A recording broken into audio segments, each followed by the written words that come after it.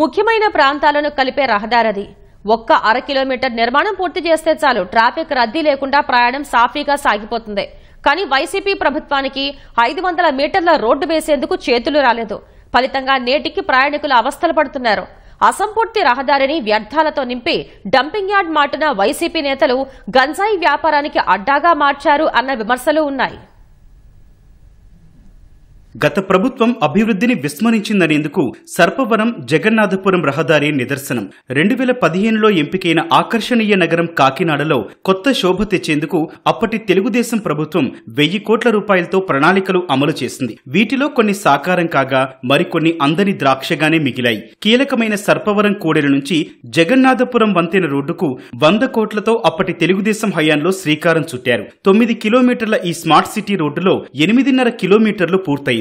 సంజయ్ నగర్ లోని dumping yard వరకు పనులు సాగి అక్కడితో ఆగిపోయాయి. ఆ తర్వాత అధికారంలోకి వచ్చిన వైసీపీ సర్కారు రోడ్డు నిర్మాణాన్ని గాలికి వదిలేసింది. 5 ఏళ్లలో అర కిలోమీటరు రోడ్డు వేయలేకపోయింది.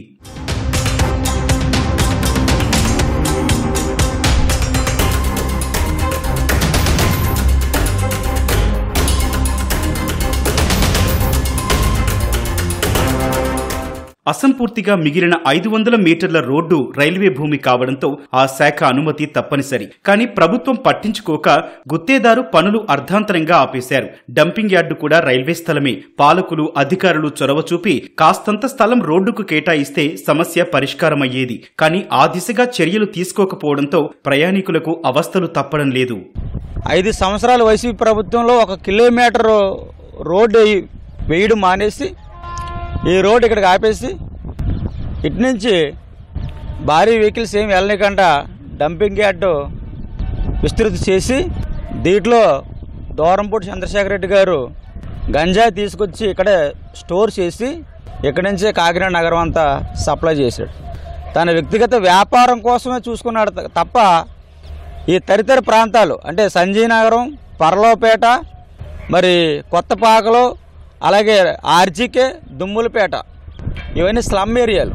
ఇప్పుడు డైరెక్ట్గా ఇలా వెళ్ళవలసిన లారీలు మా ఇళ్లలోంచి వెళ్తున్నాయి. దానికి కారణం ఏంటంటే ఈ రోడ్డు ఇక్కడ నుంచి ఎక్స్టెన్షన్ చేయలేదు కాబట్టి. రావడం అయితే మళ్ళీ కుంభశేఖరం రోడ్ నుంచి వస్తున్నాం. దానివల్ల మాకు లాంగ్ అయిపోతుంది జర్నీ. లాస్ట్ స్టాండ్ ఉన్నా సరే అది కూడా మాకు ఇబ్బంది అయిపోతుంది అటు నుంచి. కానీ ఇప్పుడైతే మాకు ఈ రోడ్డు మీరు ఏ రకంగానే మాకు ప్రభుత్వం చెయ్యాలి. ఎందుకంటే చాలా ఇబ్బంది అయిపోతుంది. యాక్సిడెంట్ కూడా చాలా మాకు అనుకోని జనం చనిపోవడం, బల్లి గుద్దేసుకోవడం కూడా జరుగుతున్నాయి. మెయిన్ డంపింగ్ యార్డ్ అనేది మాకు జబ్బులు వచ్చేస్తున్నాయి, పొల్యూషన్ కూడా ఎక్కువ వచ్చేస్తుంది. ఇక్కడ ఈ డంపింగ్ యార్డ్ కూడా పట్టించుకోవాలి ప్రభుత్వం. ముందు చంద్రబాబు నాయుడు గారు ఉన్న పరిపాలన వేసింది అది వేసి పరిపాలన మారిపోయేటప్పటికే ఆఫ్ చేస్తారు. అది ఆఫ్ చేసి మొత్తం ఇట్లా మూస్తారు మొత్తం. ఇది డైలీ ఇదే పరిస్థితి. ఇప్పుడు ఇవన్న ఈ సీరియల్ ఆఫీసులు కప్పారు. ఇది వర్షం పడినప్పుడు ఇప్పుడు మా సీరియల్ ఆఫీసులు మట్టి అంతా తీసుకొచ్చి కప్పారు. ఇది ఇప్పుడు ఏం లేదు, ఇంకా డైరెక్ట్ ఇంకా డంపింగ్ వేస్తారు. ఇంకా మాజీ ఎమ్మెల్యే ద్వారంపూడి కావాలనే రోడ్డు నిర్మాణానికి ఆటంకం కలిగించారని ఎమ్మెల్యే వనమాడి కొండబాబు అంటున్నారు. రోడ్డు పనులు నిలిపివేసి డంపింగ్ యార్డు మాటున గంజాయి వ్యాపారం చేశారని ఆరోపిస్తున్నారు. ఆ రోడ్ని కరెక్ట్ గా మనం 8.5 కిలోమీటర్లు వేసాం. ఇంకో 1 కిలోమీటర్ ఉంటుందండి వేయవలసిన రోడ్డు. మేము అధికారం కోల్పోయాం. 5 సంవత్సరాల్లో వైసీపీ ప్రభుత్వం వచ్చిన తర్వాత చంద్రశేఖర్ రెడ్డి 1 కిలోమీటర్ రోడ్డు వేయలేపాడండి. వేయలేక కాదండి, కావాలని ఆపేశారండి. ఎందుకంటే అక్కడ ఒక డంపింగ్ యార్డ్ ఉంది. ఆ డంపింగ్ యార్డ్లో గంజాయి పెట్టి అమ్మడానికి. ఎందుకంటే ఎక్కడైనా పెడితే గంజాయి తెలిసిపోద్ది, వాసన వస్తుంది, స్మెల్ వస్తుంది, తెలిసిపోద్ది. డంపింగ్ యార్డ్లో గంజాయి పెడితే ఇంకేం తెలుస్తుందండి? ఆ ప్రాంతానికి ఎవరు వెళ్ళలేకుండా రోడ్డు బ్లాక్ చేసేసి అక్కడ గంజాయి పెట్టి చెత్త వెహికల్లో గంజాయి పెట్టి డెలివరీ ఇచ్చాడండి.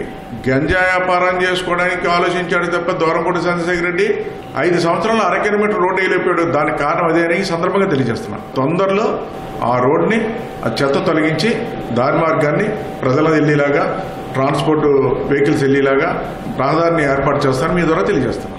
కూటమి ప్రభుత్వంపైనే ప్రజలు గంపెడాస్తులు పెట్టుకున్నారు. కాకినాడ స్మార్ట్ సిటీ పనుల కాలపరిమితి మరో 4 నెలల్లో ముగియనుంది. ఈలోగా రోడ్డుకు మోక్షం కల్పించాలని కోరుతున్నారు.